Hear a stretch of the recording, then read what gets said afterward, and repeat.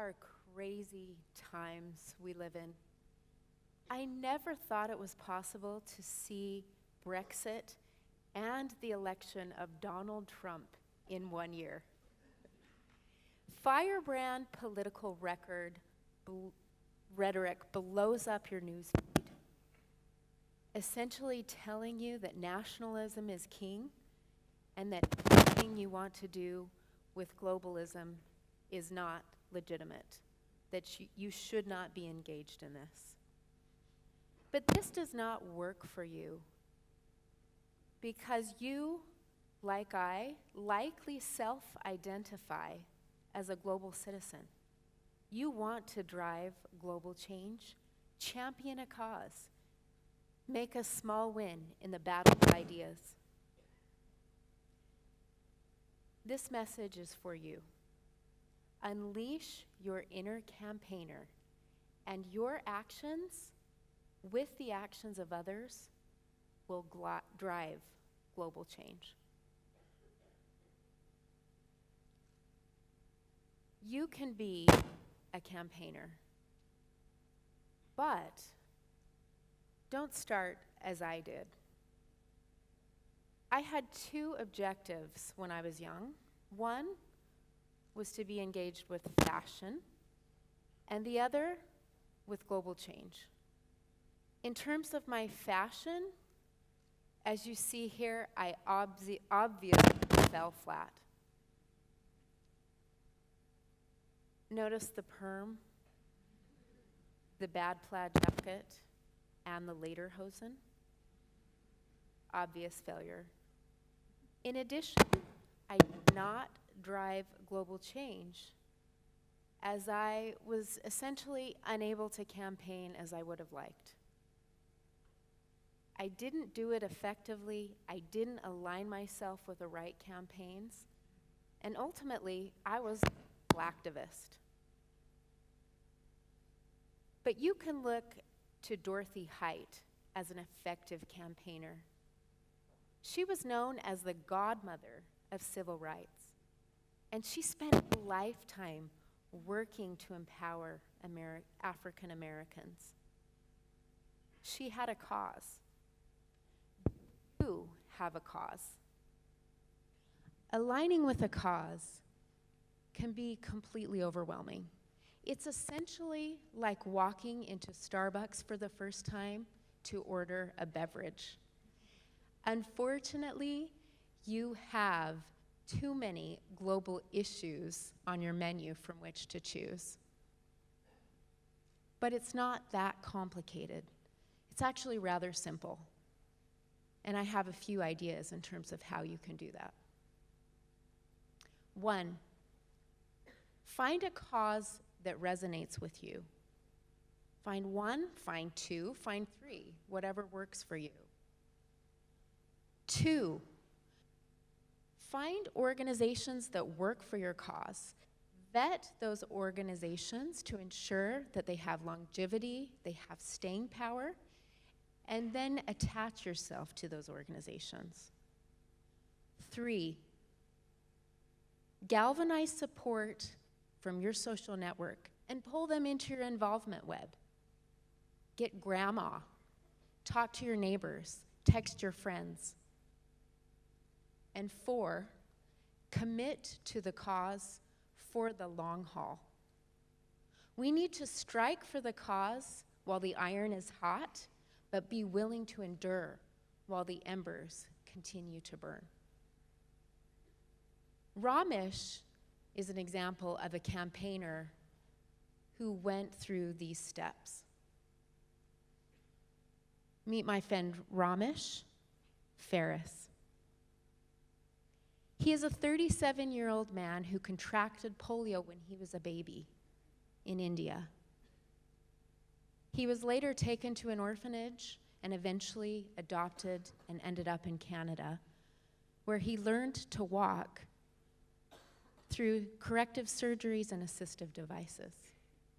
As a young adult, Ramesh returned to India. There he met with polio survivors, and he contrasted his life with the life of these friends who were unable to benefit from the things that he had. He committed to the cause, to end polio. He launched a campaign called Cycle to Walk, wherein he hand-cycled 7,140 kilometers across remote northern Canada. He engaged with social media. He teamed up with Rotary, schools, and churches. And he continues today. As you see here, he's taking a picture, a selfie, with His Holiness the Dalai Lama. Very interesting. As he snapped this photo, he shot it out to his social media with a call to action. Ramesh is a fantastic campaigner. Recent protesters are also campaigners.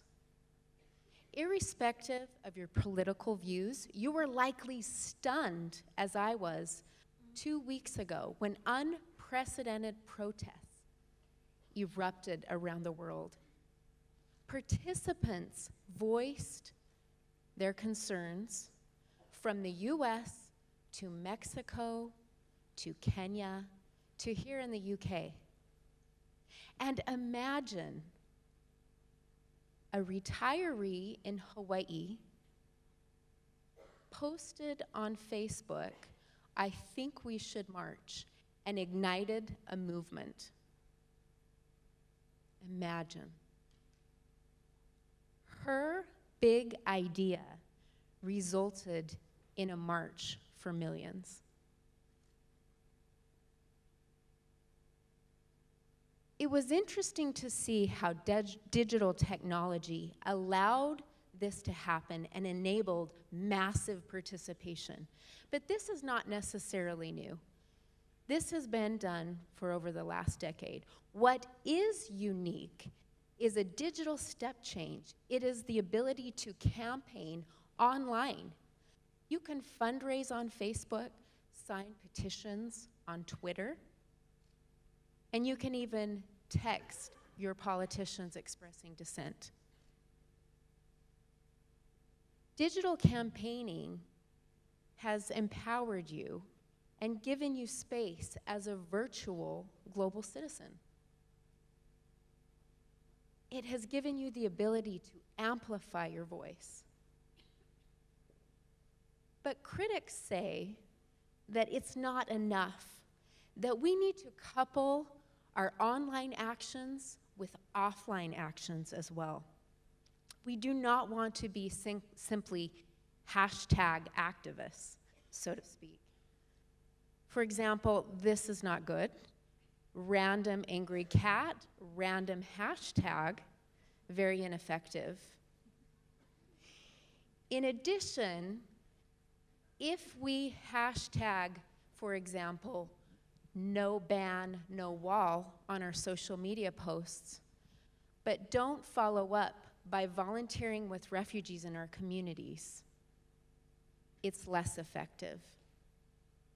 We don't want to be hashtag activists, and we also don't want to be clicktivists.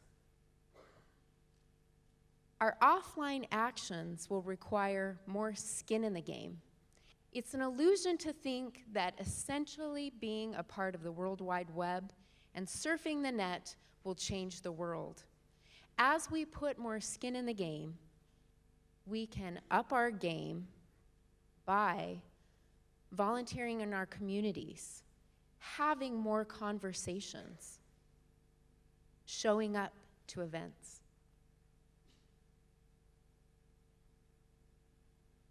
Being an inner campaigner will require you to do both. I campaign with 8 million others for Global Citizen, a social action platform which works to end extreme poverty. The cause resonates with me.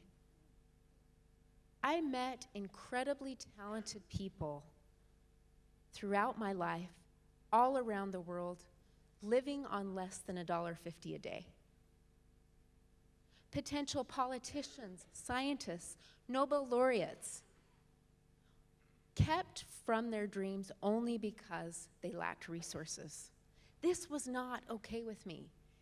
And I knew that if they had opportunity, they could lift themselves out of poverty. Global Citizen works on this cause, and I aligned myself with this organization. I pulled on my networks, and I met new friends along the way. We are a tribe of like-minded global people, and it feels really good to be part of a cause together. My favorite work is at the Global Citizen Festival.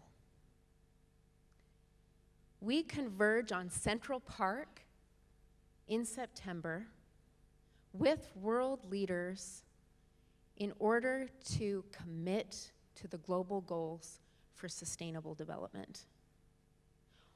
1.3 million actions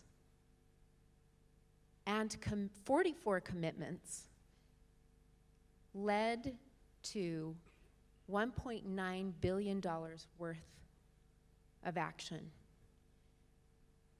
These campaigns work to empower girls and polio and many other things. The Economist called it a mashup of music fans, bands, and prime ministers.